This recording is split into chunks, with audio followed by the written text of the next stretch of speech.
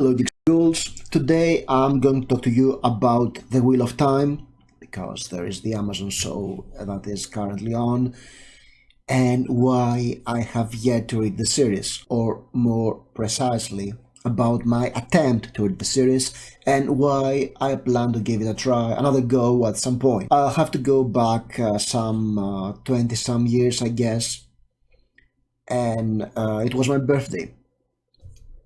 And we also had a D&D session that day, or a couple of days after, I'm not quite sure, and one of my co-players decided to buy me a present, and that present was The Wheel of Time, the Greek translation of this book. That was not The Wheel of Time, The Eye of the World, the first book in The Wheel of Time, the Greek translation of it. And in Greece, all the books in the Wheel of Time series are split into two volumes. So there is Eye of the World Volume 1 and Eye of the World Volume 2. Or if you're curious about what it's called, it's Ο Οφθαλμός του Κόσμου, Τόμος 1 and Ο Οφθαλμός του Κόσμου, Τόμος 2. You've learned new language today, right? This guy bought me the Eye of the World Book 1, so half the book. And he went on saying about how this is a great series and how he's in book 7 and nothing happens, it's only one day. And book 6 was also like that. Or book 8, I'm not sure exactly, right? I can't recall what happened 20 years ago. So I was like, yes. Side note, that's not a good way to convince somebody to read a book series by saying, oh yeah, it's still ongoing and nothing happens for a book that's 800 pages long or 1000 pages long. I'm not sure how long it is, alright? No, it's not working. Say, oh, it's an amazing series, you'll love it. And just don't complain about how Robert Jordan's probably churning out books after book after book after book when nothing happens because he has to pay for experimental treatment of the disease that made him pass away. Actually, when I became aware of his health condition and what he had to go through, I appreciated why he was doing what he was doing. But we'll go there in a while. I started reading The Eye of the World, and oh boy, let me tell you what is the plot that I remember from reading the first half of The Eye of the World, right? So we're in the Sire, and our protagonist is Bilbo Atreides, who is the Muad'Dib. We're in this world where Sauron, the evil Dark Lord, has taken over Middle-earth, and as our Frodo Atreides is there, there comes one of the Bene Gesserit and tells him that they should travel somewhere. Oh no, it's their sire is attacked by Uruk-hai, so they have to run away because they're after him. And yeah, there is also, along with this Bene Gesserit, there is also this Aragorn Ranger guy, and they are hunted by Uruk-hai. So they go into some yeah, all right. I know what you're about to say, that it's the Aes Sedai and it's not the Sire, and the main character is not called Frodo Atreides, but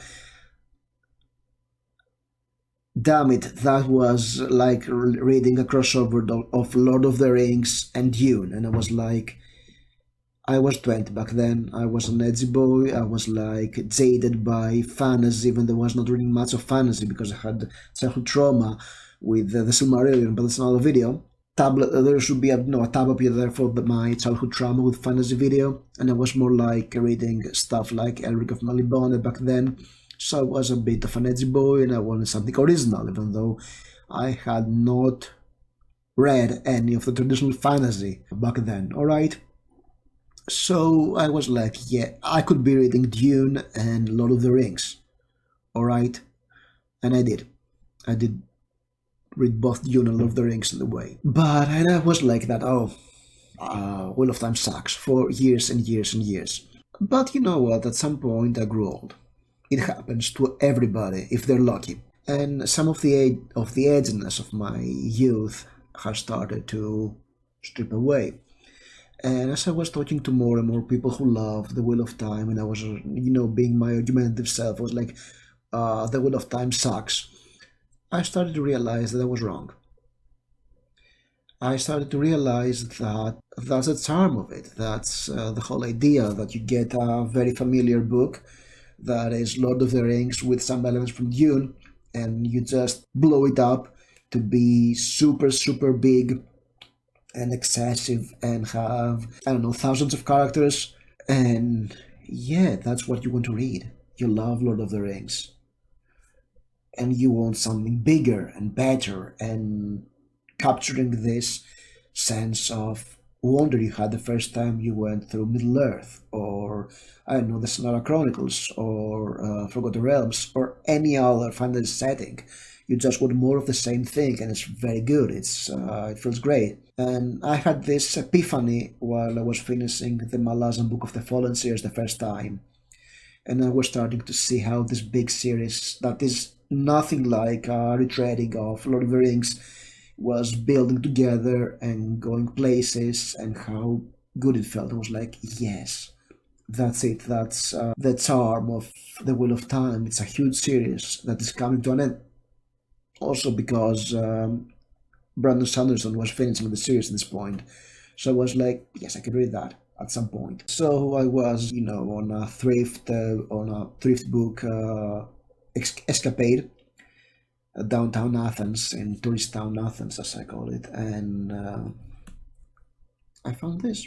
I was like, yes, I'm getting it, and I'll start it at some point. I think I was in the final books of Malazan back then, or maybe I had just finished Malazan, and I was like, yeah, I could give it a try, and yeah, it was like I got the Wheel of Time, and I had some people I used to piss off by telling them how the Wheel of Time sucks.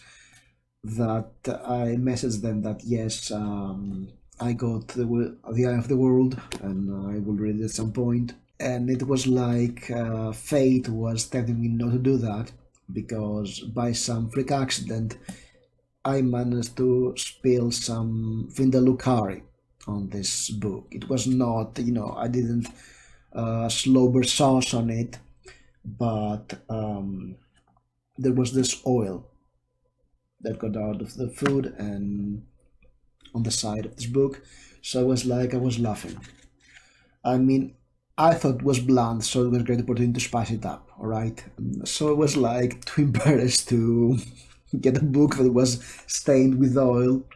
I've put it in my bookshelves for, I don't know, it's 4 years now, I guess, or 5 years. And today I got it out for this video and I discovered that there's not a trace of oil on it. So yeah, this book is pristine clean, and since I want to watch the first season of The Wheel of Time, I can make an effort to read it. I mean, it's 800 pages long, so it's quite chunky. Not the biggest book I've read in this year.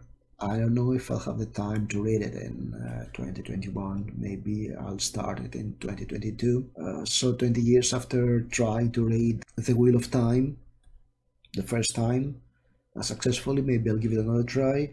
But this time around, I am probably going to read it with another perspective. Nothing new is breached in this book. There is no new ground breached. It's nostalgia. It's about reading what you love in fantasy, only bigger and hopefully better. And I won't go into this derivative because that is, in my mind, that's the charm of the series. It's derivative. And there's nothing bad with doing that. It's only bad if you do it badly. So I hope this time around I'll have fun reading The Eye of the World. I won't be too jaded with it. I mean, I'm reading the Elric novels at this point, and I'm like, yeah, I used to love this thing. It was original back then, but it's not great. Well, I believe Stormbringer will be great. Again, there are good parts. There are some great parts in that series, but you should watch the videos of me reading the Elric novels to realize how disappointed I am in me. Eye of the World. Definitely want to give it another try, and I would love to hear your opinions about, is it good, is it bad, do you believe that I will enjoy this book or not, do you believe that it is for me, anything I should do before reading this book, something I should consider, I don't know. So if you have read this book, wish me luck. Or just subscribe and hit the bell, because you really want to see me being crushed by it or something. And I'll see you soon. Thank you for watching.